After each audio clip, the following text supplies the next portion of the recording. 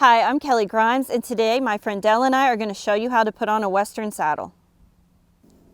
To start with, we're going to go over the main parts of a Western saddle. First thing to know is the saddle has a near side and an off side. The near side of the saddle is the side that will go underneath the rider's left leg. The off side is the side of the saddle that will go underneath the rider's right leg. Here in the front, we have a pommel. Some of our saddles have a horn on the pommel and some of them do not. The next area is called the seat of the saddle. This is where the rider's rear end is going to sit.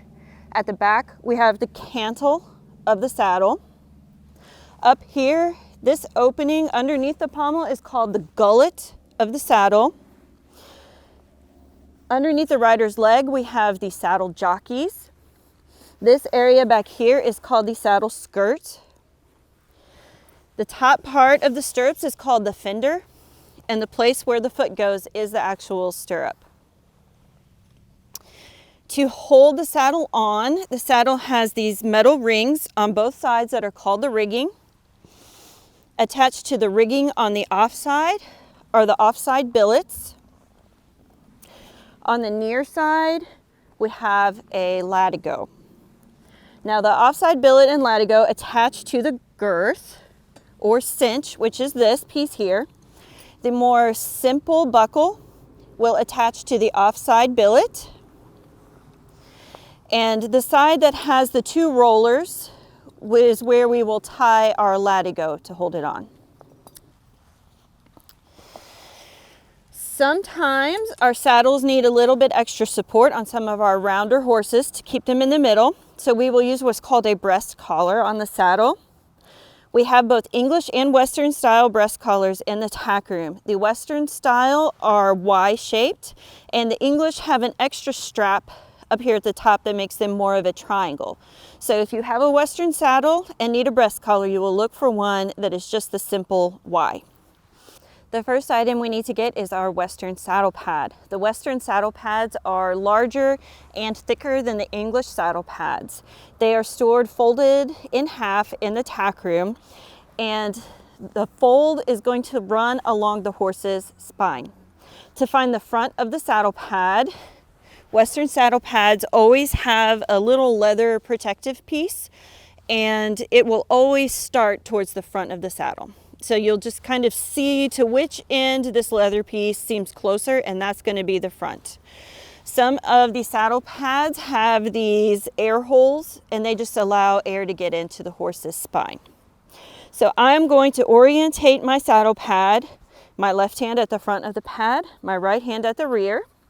I'm going to turn it over, and I'm going to let Dell take a look at it before I put him on him, and I am going to look for any pieces of dirt or hay or anything that might be stuck to this saddle pad that will irritate him under the saddle. Next, I'm going to come over here to his back. I'm going to gently place it on his back further forward than I want it to end up. It's always easier to slide your saddle and saddle pad back with the lay of the hair, and it's difficult to scoot it back forward. Now I'm ready to put the saddle on. So I'm going to come and pick it up with my left hand on the pommel, my right hand on the cantle. I have attached the girth. I have it laying over the saddle seat. When I put the saddle on Dell, I'm going to swing it up onto his back and use centrifugal force to get the stirrup, the offside stirrup, over his back. Once I have my saddle up on top of my pad on the horse, I will take my hands underneath the pad and slide both the pad and the saddle the couple inches back to where it needs to be. I want to see my latigo line up with my horse's armpits where their girth will go. I'm going to start making sure everything is laying flat. Nothing is curled up underneath the saddle. I want to make sure that I have saddle pad at least 3 fingers worth visible in the front. It's coming out under the bottom of the skirt and behind the skirt in the back.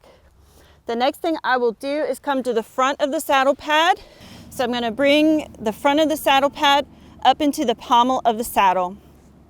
This allows a space so that when we tighten the girth, we don't put any pressure down on his withers. It also allows a space for air to travel under the saddle. At Helping Horse, we store our Western saddles with the cinches attached. The cinch length is going to change for each individual horse, so we want to check that before we tighten it. So I'm going to slowly bring my cinch over to this side, lay it against his side, and I'm just going to push the cinch up into his armpit to see. I want these 2 metal rings to be approximately in between his front legs, right in the center of his chest. As I bring the cinch against Dell's side, I can see that my metal rings are all the way over here in his armpit, so this is too short. So I will come to my offside billet, unbuckle it, move it down a hole, and now when I push it back in, my rings are more in the center, and that's a good length. Once I've determined that my cinch is on the right length on the offside, I'll come back around to the near side and tie up my elatigo. So I'll gently reach underneath my horse, bring my cinch underneath his belly, and then on this side, I have the part of the girth that has the 2 rollers. I'm going to unloop my latigo. I'm going to take the end of it and I'm going to go through the first roller. I'm going to start pulling my latigo through and I'm just going to bring it snug. Next, I'm going to bring the end of the latigo down through the rigging, running behind my first loop. I will come down into the second roller and then slowly bring this tight. To tie the knot, I use the formula 7 + 4 = 11 to remember all the steps to tie the knot. The first part I will do is run my latigo back down through the rigging, and I will bring it forward to make a number 7. Next, I'm going to think about +4, bend my latigo back into a 4 shape. I will bring the latigo back up through the rigging, and then it will go down through my loop to make my 11. When you go to put the breast collar on your horse, you want to start on the horse's off side. I will go ahead and take the strap of my breast collar, run it up through the ring on my saddle. Then I'm just going to hold this with my left hand. With my right hand, I will bring the center of the breast collar down so that I have it centered just under his neck and where his chest starts. Then I know which hole I need to use to buckle the breast collar. Once I've attached the offside of my breast collar, I can come around to the near side and I'm going to do the same thing. Run the breast collar strap through the rigging on the saddle, bring it snug, and buckle it here. I want it to be somewhat loose on my horse, but snug enough that it will stabilize the saddle from sliding from side to side. The final item I will do is attach the clip at the bottom to the rings on the cinch between the horse's legs.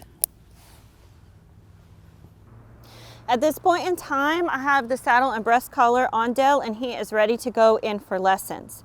But now we're going to show you how to take everything back off. And we do it all in the exact opposite order. So I'm going to start by unclipping his breast collar from the cinch. I will unbuckle the near side. I will go around him, unbuckle the breast collar from the off side, lay it right here. going to come back around to my near side.